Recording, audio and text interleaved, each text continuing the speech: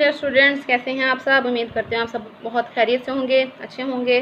तो आज का लेक्चर स्टार्ट करने जा रहे हैं हम, जो कि है Millikan's oil drop experiment to determine the charge on an electron. तो इसका हिस्टोरिकल बैकग्राउंड मैंने कल के लेक्चर में दिया है, तो वहाँ से आप ज़रूर देखिएगा इसका बैकग्राउंड क्या था, मिलीकन्स का नाम क्यों आ रहा है सिर्फ एक्सपेरिमेंट में, और फ्रेचर साहब जो उनका नाम क्यों नहीं आ रहा, और इसके पीछे क्या क्या कहानी है, किस तरह से ये एक्सपेरिमेंट जो है वो स्टार्ट हुआ। तो आज हम चलते हैं मेन टॉपिक पे। सबसे पहले देखते हैं कि ये जो ऑयल ड्रॉप मेथड है, ये एक्सपेरिमेंट है, वो किस तरह से काम करता है, क्या ऑपरेटर्स यहाँ पे यूज़ होगा और किस चीज़ का क्या क्या काम है। तो यहाँ पे देखिए मैंने स्कीमेटिक डायग्राम बना दी है उस एक्सपेरिमेंट की। इसमें क्या क्या चाहिए हमें, सबसे पहले हमें एक जो है वो एटोमाइज़र चाहिए। ठीक है, एटोमाइज़र से क्या करना है, हमने ऑयल के ड्रॉप्स लेने हैं। ये जो एटोमाइज़र है वो बिल्कुल आपके जो शावर होता है उसके सिमिलर है, या जैसे परफ्यूम स्प्रे करने के लिए आप यूज़ करते हैं बॉटल्स, उसके जैसे, या आप जो कपड़े प्रेस करते हैं तो जो शावर यूज़ करते हैं, ये एटोमाइज़र बिल्कुल सेम टू सेम वैसे ही होता है। तो जैसे ही इसको स्प्रे करेंगे, यहाँ से पार्टिकल्स जो है वो निकलते हैं, और निकलने के बाद यहाँ से नीचे की तरफ मूव करते हैं। और यहाँ पे हमने दो अदद प्लेट्स ली हुई हैं, एक ऊपर वाली प्लेट है, एक नीचे प्लेट है। यहाँ ऊपर वाली प्लेट में एक अदद होल मौजूद है, नीचे वाली प्लेट में कोई होल मौजूद नहीं है, और इन दोनों प्लेट्स के दरमियान जो डिस्टेंस है वो है डी। ठीक है, यहाँ से लेके यहाँ तक का डी डिस्टेंस है। ऊपर वाली प्लेट को हमने पॉजिटिव टर्मिनल के साथ प्रोवाइड किया हुआ है, पोटेंशियल लगाया हुआ है इन दोनों के दरमियान। ऊपर वाली प्लेट पॉजिटिव है और नीचे वाली प्लेट जो है वो नेगेटिव है। ऊपर वाले को हम पी कहते हैं और नीचे वाले को पी प्राइम कहते हैं। और ये सारा जो ऑपरेटर्स है ये कहाँ पे मौजूद है जी, मेटेलिक चैम्बर के अंदर हमने रखा हुआ है। अब मेटेलिक चैम्बर के अंदर हमने क्यों रखा हुआ है, ताकि जो एक्सटर्नल इंटरफेरेंस है वो यहाँ पे ना हो, ना तो एक्सटर्नल इलेक्ट्रिक फील्ड डिस्टर्ब करे, ना ही एयर रेजिस्टेंस या कोई और चीज़ जो है वो डिस्टर्ब करे। तो यहाँ पे दो अदद हमारे पास विंडोज़ हैं। ठीक है, एक 1 और विंडो 2। विंडो 1 में से क्या करेंगे हम, यहाँ से हमने लाइट सोर्स के ज़रिए लाइट डालनी है। ये लेंस लगा हुआ है, रेडिएशन जहाँ से आती हैं लाइट आती है, और वो लाइट क्या करती है, इस ड्रॉप को शाइन अप करती है और वो विजिबल हो जाता है। और जो विंडो 2 है, इसमें हमने क्या, विंडो 2 हमने लगाई हुई है, यहाँ से क्या करते हैं हम, एक्स रेज जो हम अंदर एंटर करते हैं। अब एक्स रेज का क्या काम है, एक्स रेज क्या करती हैं, एक्चुअली में आयोनाइजेशन का काम करती हैं। तो यहाँ पे अगर कोई हवा या कुछ रेडिएशंस रह जाती हैं अंदर चैम्बर के, तो उनको क्या करेगी, एक्स रेज आयोनाइज कर देंगी, और आयोनाइज करने की वजह से जो पॉजिटिव आयंस हैं वो नेगेटिव प्लेट की तरफ अट्रैक्ट हो जाते हैं, जबकि जो नेगेटिव पार्टिकल्स होते हैं वो ऑयल ड्रॉप के साथ चिपक जाते हैं, और वहाँ से हमें जो है वो चार्ज फाइंड करने में हेल्प हो जाती है। चलते हैं हम अपने प्रिंसिपल की तरफ। क्या है कि जो मिलीकन्स ऑयल ड्रॉप एक्सपेरिमेंट है वो किस प्रिंसिपल पे काम करता है। तो यहाँ पे प्रिंसिपल है जी, suspension of oil drops between two plates by adjustment of electric field in such a way that electric force becomes equal to the gravitational force.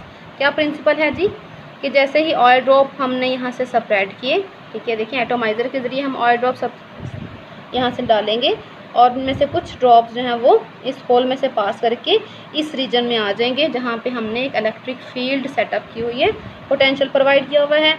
एक प्लेट पॉजिटिव हो जाएगी सारी की सारी, और दूसरी प्लेट जो है वो सारी की सारी नेगेटिव हो जाएगी। जैसे ही चार्ज पार्टिकल इस रीजन में आएंगे, तो जो नेगेटिव चार्ज पार्टिकल होंगे वो क्या करेंगे, देखिए नेगेटिव प्लेट उन नेगेटिव पार्टिकल को रिपेल करेगी और पॉजिटिव प्लेट उनको अट्रैक्ट करेगी। तो ये जो चार्ज पार्टिकल हैं वो नीचे मूव करने के बजाय ऊपर की तरफ अट्रैक्ट होते हैं। ठीक है, तो अगर यहाँ पे जो दो फोर्सेस लग रही हैं ड्रॉप के ऊपर, एक ग्रेविटेशनल फोर्स जो कि नीचे की तरफ होती हैं, और एक यहाँ पे इलेक्ट्रिक फोर्स जो कि ऊपर की तरफ है, नेगेटिव से पॉजिटिव की तरफ है, अगर वो दोनों बराबर हो जाती हैं तो क्या होगा, ये चार्ज पार्टिकल सस्पेंड हो जाएगा। तो यहाँ पे लिख भी देते हैं, ये है ड्रॉप।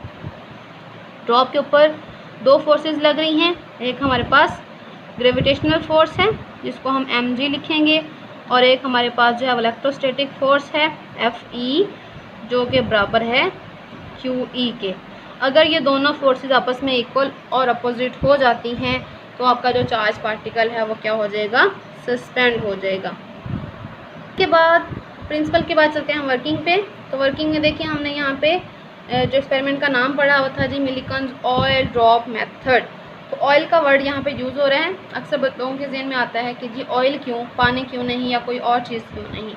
तो ये एक्चुअली में जो काम हो रहा था पहले पानी के साथ ही किया मिलिकन साहब ने, लेकिन पानी जो है वो जल्दी इवेपोरेट हो जाता था। उसके ज़रिए जो चार्ज है इलेक्ट्रॉन का वो इजीली फाइंड नहीं कर पा रहे थे।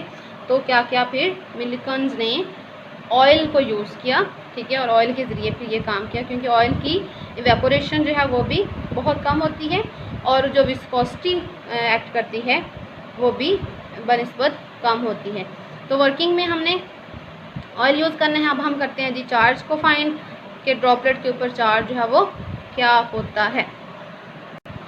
तो ड्रॉपलेट पे चार्ज फाइंड करने के लिए सबसे पहले हम फर्ज कर लेते हैं कि जो ड्रॉपलेट का मैस है, ड्रॉपलेट का मैस या मैस ऑफ ड्रॉपलेट वो फर्ज का एम है, ठीक है।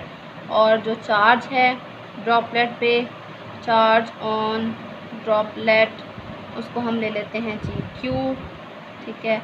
इसी तरह से जो दो प्लेट्स हमने ली हैं उनके दरमियान जो डिस्टेंस है, डिस्टेंस बिटवीन टू प्लेट्स, वो हमने डी ले लिया, ठीक है। इसी तरह से हमने जो इलेक्ट्रिक फील्ड सेटअप की हुई है उसको हम ई कह देते हैं, electric field between the plates, electric field between the two plates, उसको हमने ए का नाम दे दिया, ठीक है।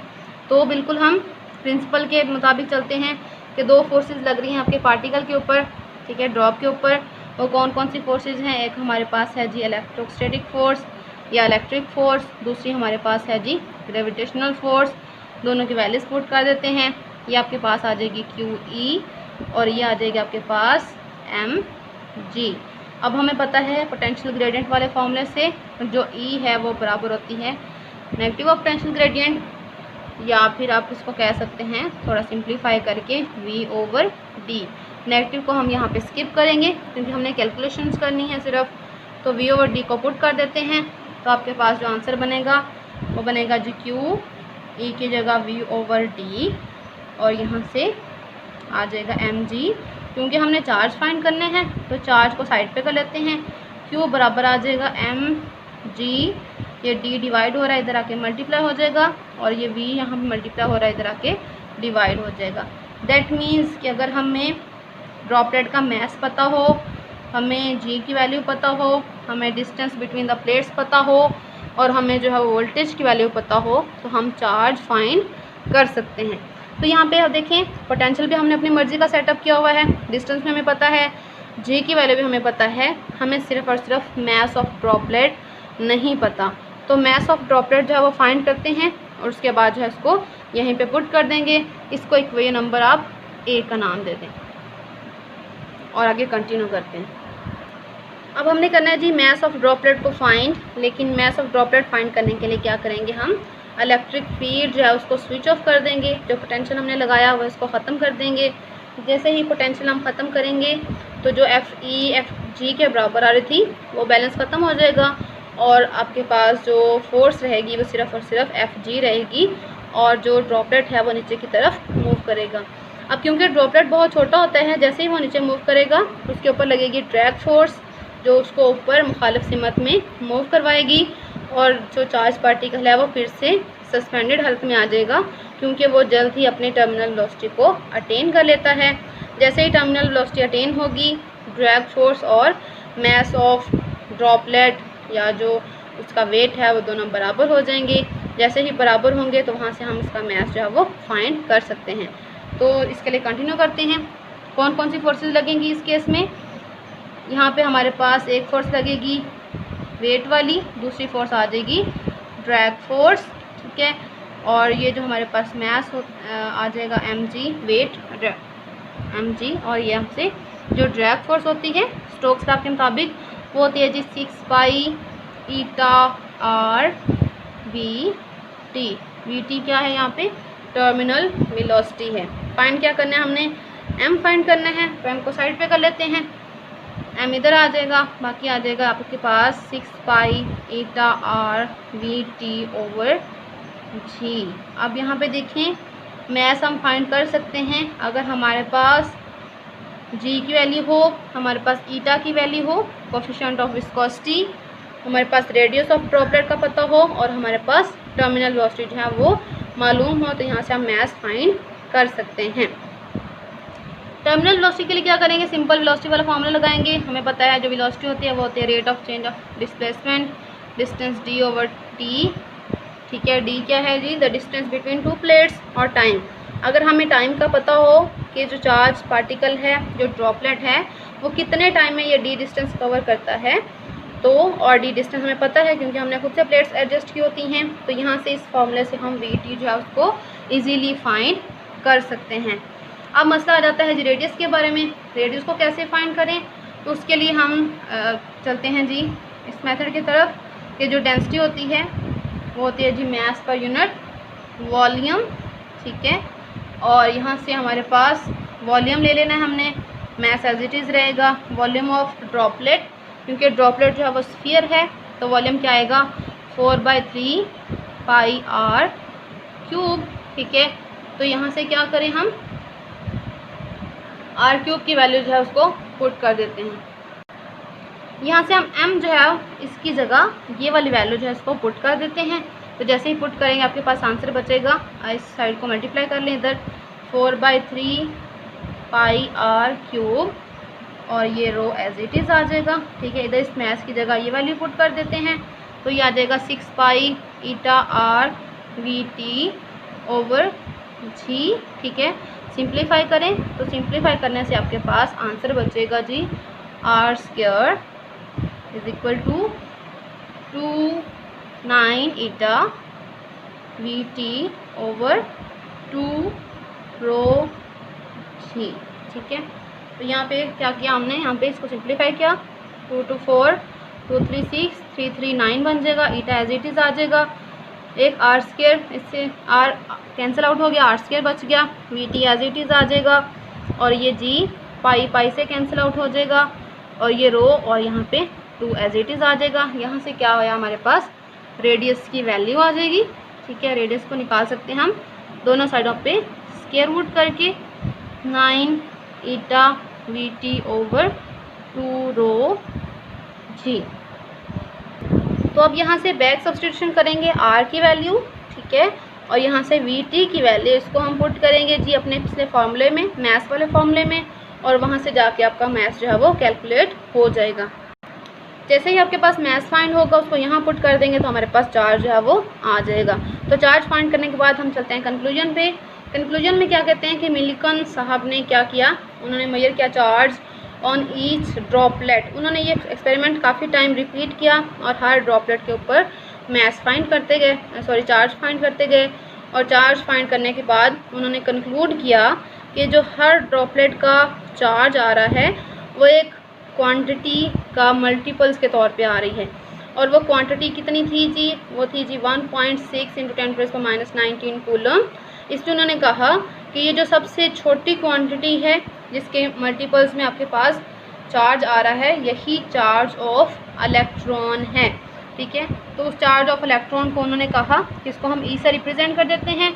ई बराबर था जी 1.6 × 10⁻19 कूलम। अगर ड्रॉपलेट में 2 इलेक्ट्रॉन होते हैं तो चार्ज आपके पास 2e होगा, 3 इलेक्ट्रॉन होंगे तो 3e चार्ज, 4 इलेक्ट्रॉन होंगे तो 4e चार्ज, सेम इसी तरह से कंटिन्यू करते रहेंगे। तो अगर हमारे पास n इलेक्ट्रॉन वहाँ पे हैं तो जो चार्ज बनेगा वो ne बनेगा। तो यहाँ से हम इसको कह सकते हैं टोटल चार्ज जो है वो बराबर होता है ne के। तो उम्मीद करती हूँ आपको आज का लेक्चर अच्छे से क्लियर हो गया होगा। अपने कमेंट से ज़रूर बताइएगा कि आपको कैसा लगा। Thank you so much. अल्लाह हाफिज़।